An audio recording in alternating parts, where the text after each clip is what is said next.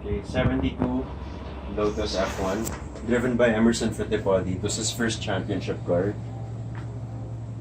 76 was driven by the 76 Ferrari was driven by Lauda. This was the car he crashed in the Nürburgring, and then he lost the championship there.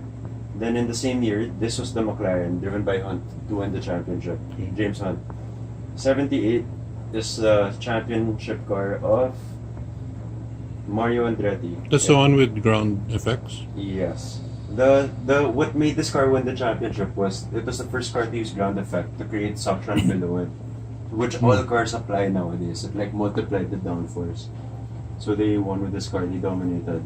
Then the next that has year, ground effects too. Yeah, every car after that applied it.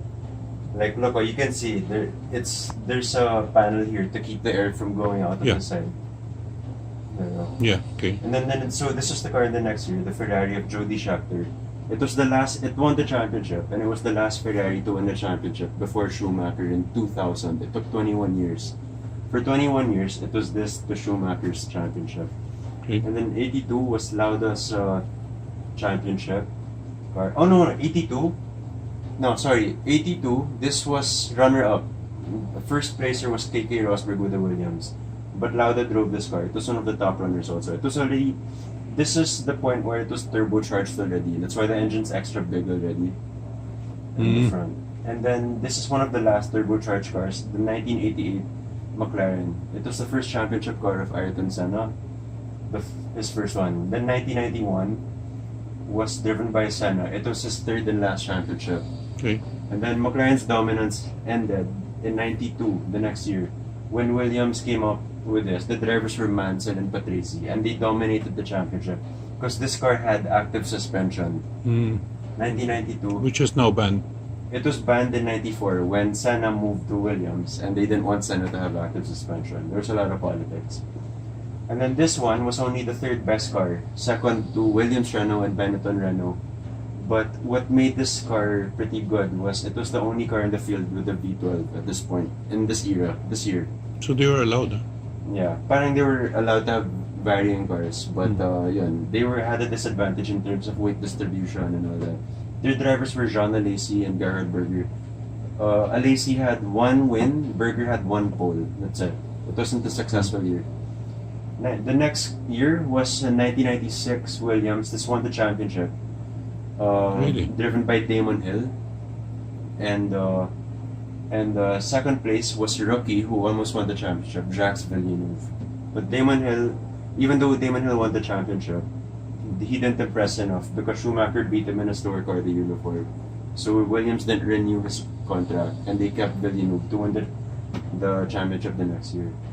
1998 was the car of Mika Hakkinen, the Flying Finn. Yeah. So this is one of the cars that beat Schumacher. Then 2002, one of the most successful F1s of all time, driven by Schumacher.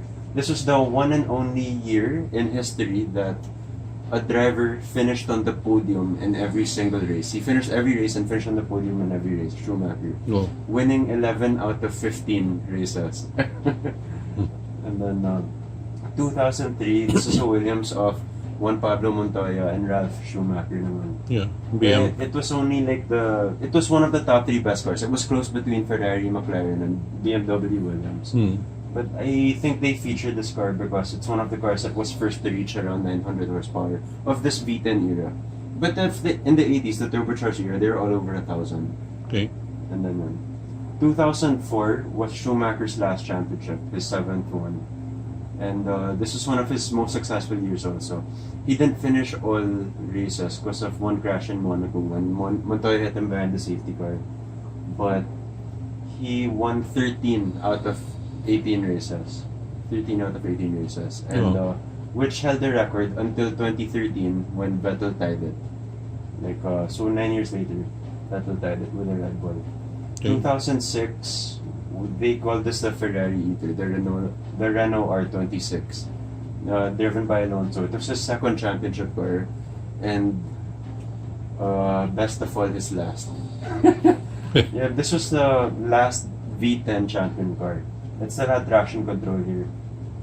Also, these still had traction control naman. But Yun, so, but this, at this point, 2000, no, sorry, this is a V8 na lang pala. They switched from, in 2005, that was the last V10, 2006 was a V8.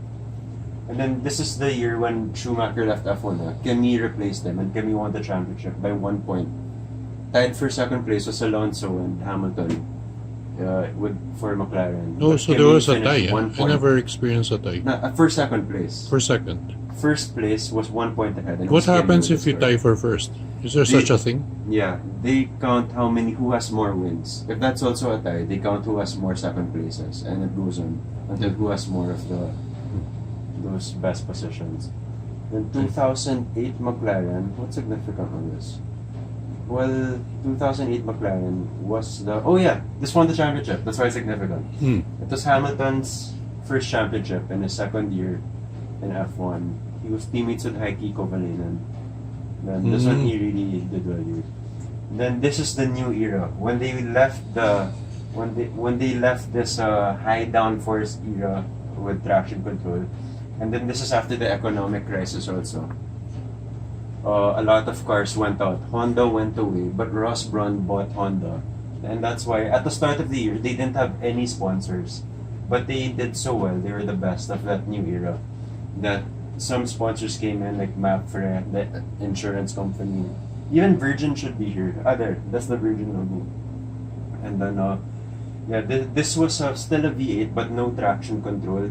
The reason it looks so different to the cars of the past, you see a slightly higher and a narrower front wing. You see a lower and a wider front wing compared to this one. Higher, you see a higher rear wing, narrower, and a lower front wing, but wider. It's because they were trying to help cars follow each other out of corners better. A car in front would have less downforce and have a hard time accelerating on. Because there's less downforce, it's higher and narrower. And a car behind would hopefully, that's what they hope for, would follow better because they would still have a lot of downforce from a wider and lower wing. But it was still like, it only helped a bit lang, but yun. Okay. But this was Jenson Button's only championship. This one, it was a good year for him. Then the next year was Vettel, won his first championship when he won it in Abu Dhabi. This one, you can see the evolution. Because at this point, all teams are just developing the cars, learning the rules. The next year, you see an evolution already in the cars, how they continue developing. There was already that wing leading to I think this is also the year of the F-duct, when they can control air, and it would funnel all the way to the back of the wing. What was the thing in the rear before they would talk Diffuser? about? Diffuser. Yeah, I think that came out in 2011, the next year. And first used by McLaren, but Red Bull made the best of it. Oh, sorry, you're right, 2009. I'm thinking of the blown diffuser, the hot blown No, diffuser that's what I of thought. McLaren Where the 2011. exhaust blows into the rear. Yeah, the exhaust would blow into the rear. But the first team to start making the most of the diffuser was Braun. They were the first to apply the double diffuser. It was like two in the back. I see. And that's one of their secrets. And a lot of teams during the year tried developing and all that, but they had a hard time catching up. The best one with catching up was Red Bull. So they won a few races, but And those are all the classic cars here in the game. Nice.